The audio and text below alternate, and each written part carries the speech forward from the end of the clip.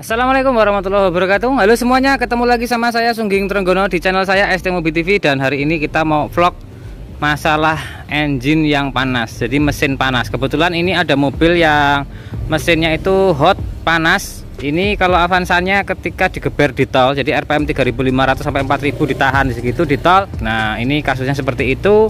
Kemudian yang APV juga sama, ketika nanjak itu naik juga temperaturnya. Kemudian kuda yang di luar sana itu ada kuda.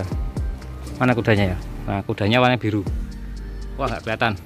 Kudanya itu juga sama, RPM nya kalau AC kemudian jalannya agak jauh itu temperaturnya akan naik. Kita bahas masalah ini dulu, Avanza yang temperaturnya panas. Jadi ini punya rekan kita ke bengkel beberapa bulan yang lalu. Itu beliaunya ini kasusnya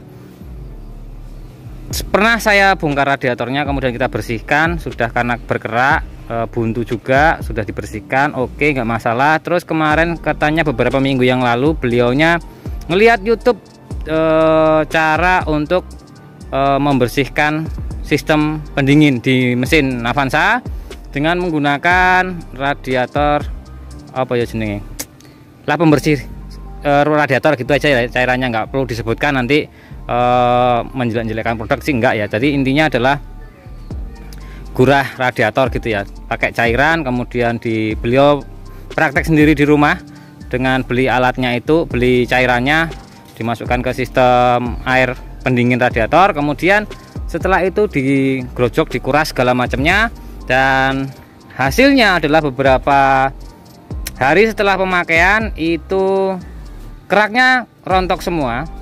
Tadi keraknya rontok semua, tadi nggak saya videokan sih. Keraknya seperti ini nih, keraknya seperti ini nih. Nah ini seperti ini nih. Ini kerak yang dari dalam mesin tuh banyak banget tadi yang seperti ini. Ini kebetulan tadi saya grojok-grojokin saluran-salurannya ya. Ini keraknya seperti ini, rontok semua. Nah rontokannya itu semua membuntui dari radiator ini. Makanya temperaturnya panas ketika nanjak dan di tol. Nah saran saya untuk teman-teman semua, apabila memang di dalam ini radiatornya sudah nggak pakai coolant, kemudian pakai air biasa ya, kemudian mau beralih ke coolant, memang ada resiko yang akan ditanggung. Yang pertama, ketika diteruskan menggunakan air biasa, kemungkinan nanti akan kropos di cylinder headnya, karena cylinder headnya itu rawan banget kropos ketika kita pakai air biasa. Itu resikonya. Berikutnya, ketika kita beralih dari air menuju ke coolant, terus kemudian sebelum itu kita pakai cairan untuk merontokkan karat, maka karat-karat itu akan ngumpul di radiator sini. Jadi saran saya memang harus pakai coolant. Nah ketika peralihan itu memang ini per 3 bulan harus dicek. Setelah ganti air biasa kemudian ke coolant, 3 bulan ini dibongkar lagi, dicek, dibersihkan radiatornya. Itu selama 3 kali atau 2 kali. Jadi per 3 bulan kita servis radiator, karena kerak-kerak rontok yang di mesin itu akan rontok dan masuk ke radiator, dan itu bisa membuntui saluran-saluran radiator yang akan mengakibatkan panas. Nah sebelum itu terjadi, makanya per 3 bulan kita cek, yaitu resiko dari peralihan dari air biasa ke coolant. Memang agak ribet, tapi itu lebih aman di cylinder head. Cylinder headnya itu kan mahal, kalau ada apa-apa rusak biayanya lebih mahal dibandingkan kita memperbaiki radiator atau servis radiator, membersihkan radiator, kan itu lebih murah. Nah itu tadi informasinya untuk mesin ini. Itu keraknya rontok semua setelah pakai cairan pengrontok karat, itu masuk ke radiator, semuanya buntu. Akhirnya kita bersihkan lagi, dan ini pun saya masih informasi ke pemiliknya. Nanti sekitar 2 bulan atau 3 bulan lagi kita cek lagi seperti apa kondisi kerak-kerak itu yang di mesin yang belum keluar, nanti akan keluar di sini. Kita akan bersihkan lagi radiatornya. Solusinya seperti itu teman-teman semua. Jadi kalau pakai air biasa, kalau diteruskan akan merusak mesin. Kalau dipindah pakai coolant, itu akan merontokkan kerak-kerak yang sudah ada di mesin ke radiator.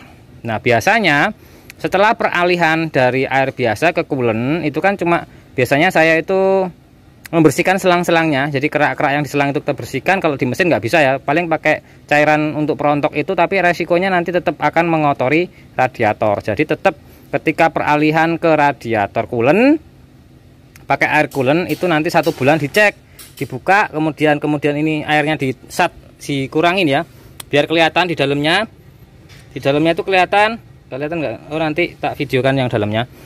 Dalamnya itu kelihatan lubang-lubangnya itu buntu apa enggak. Nah kalau ada airnya kan nggak kelihatan tentunya, jadi dikurangin dulu sampai kelihatan kisi-kisinya di dalam ini. Kalau Avanza kelihatan ya, jadi mudah kelihatan.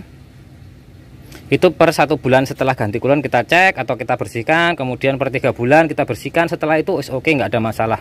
Biasanya memang peralihan dari air biasa ke coolant itu tidak semudah membalikkan telapak tangan, atau harus setelah air biasa diganti coolant udah jor keluar tanpa perbaikan lagi, itu enggak. Jadi ada step by stepnya untuk menghilangkan kerak yang di dalam mesin gitu kan. Karena kerak yang di dalam mesin ketika dia rontok akan masuk ke radiator, radiatornya jadi buntu. Sebelum itu terjadi, biasanya 1 bulan kayak bongkar radiatornya, kita bersihkan lagi, kita pasang lagi, kita kasih coolant lagi. Nanti per 3 bulan kita cek lagi dari sini, dari lubang ini kelihatan ini lubang ini ada keraknya enggak. Kalau nggak ada keraknya aman. Kalau ada kerak-keraknya kita bongkar lagi, kita bersihkan lagi, kita pakai coolant lagi. Itu 3 bulan, berikutnya 6 bulan, dan selanjutnya adalah 1 tahun. Itu step by stepnya seperti itu. Biasanya saya seperti itu, karena ketika dari air biasa ke coolant otomatis akan ada rontokan-rontokan yang masuk ke radiator. Tapi ketika kita paksain untuk pakai air biasa terus, lama-kelamaan mesinnya akan yang kena.